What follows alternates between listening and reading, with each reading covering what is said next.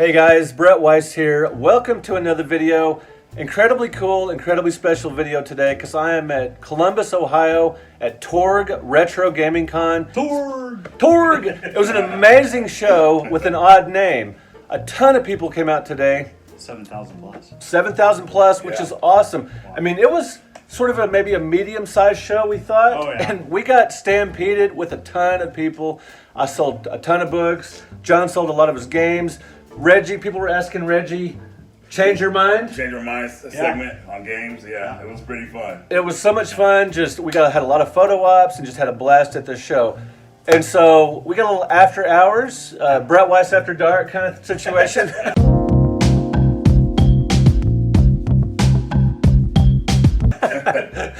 And yeah, Not getting spicy. Not getting spicy.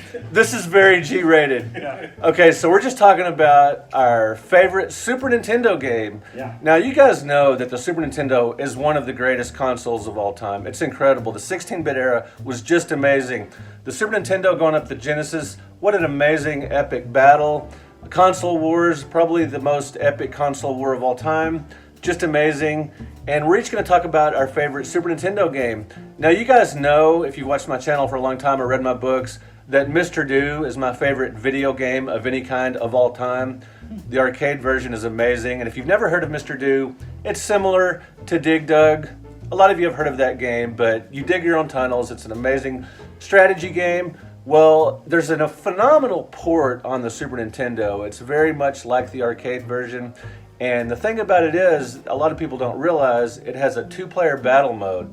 So yes, you can co-op. It's sort of like Mario Brothers, not the same type of game, but you can either agree to cooperate, where you try to finish the levels, or you can sabotage each other. And the latter is probably more fun, but if you cooperate, you can advance. And so just Mr. Do for the Super Nintendo was kind of a hidden gem. I mean, Mr. Do is an arcade classic. It was very successful in the arcades back in the early 80s. But for the Super Nintendo, you know, most people think of, you know, something like Earthbound or Super Mario World or, you know, Sane People. That's the kind of games they pick.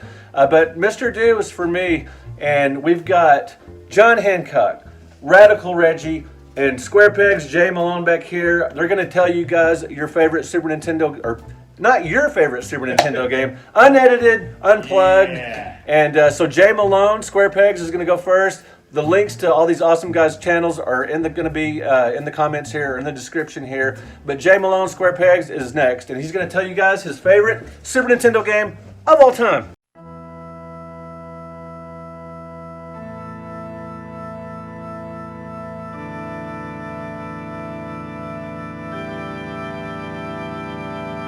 Hi everybody.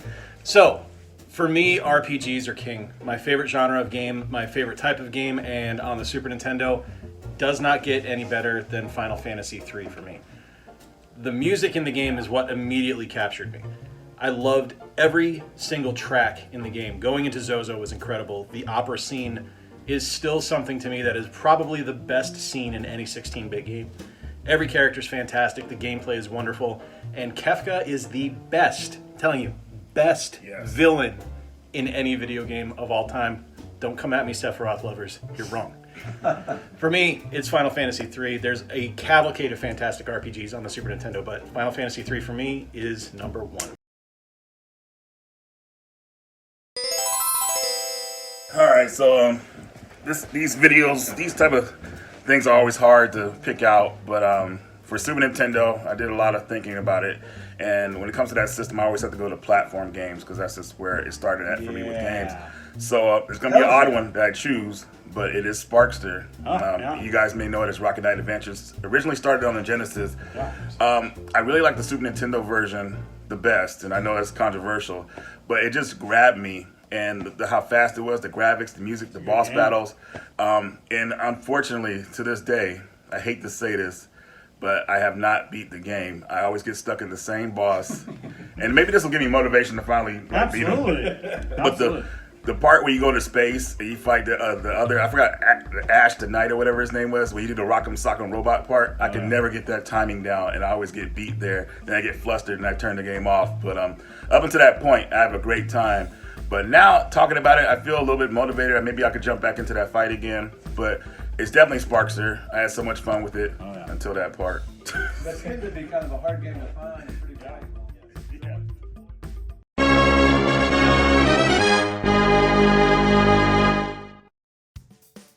All right, the Immortal John Hancock here, and everybody, well, not everybody, but most people know I'm a big Ghouls and Ghosts fan, Ghosts and Goblins series, Arthur, platform, Capcom to me, just a fantastic series. Even the newest one, which is not as good as the old ones, I liked it. And so, but Super Ghouls and Ghosts, when it came out, my jaw dropped. And while I do like the Genesis version better with gameplay, when it comes to sound and music, it blew.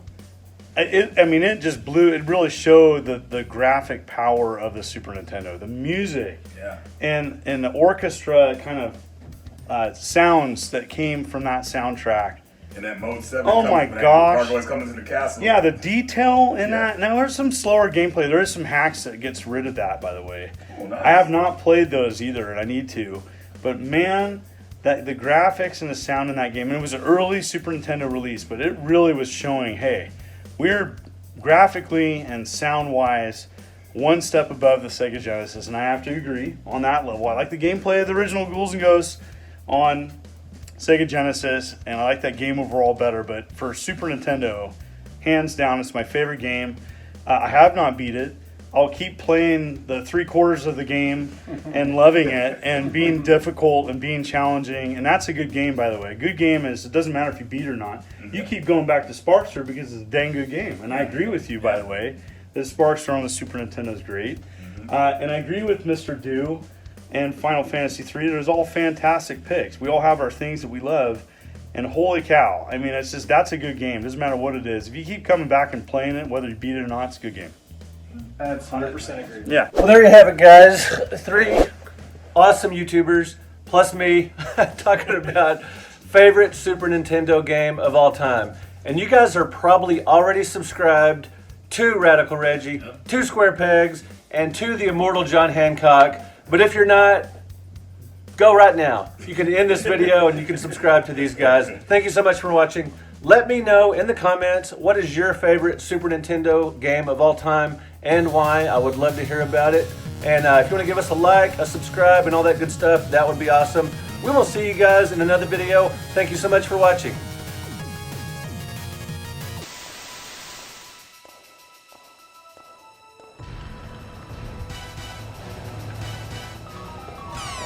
It's me, Mario!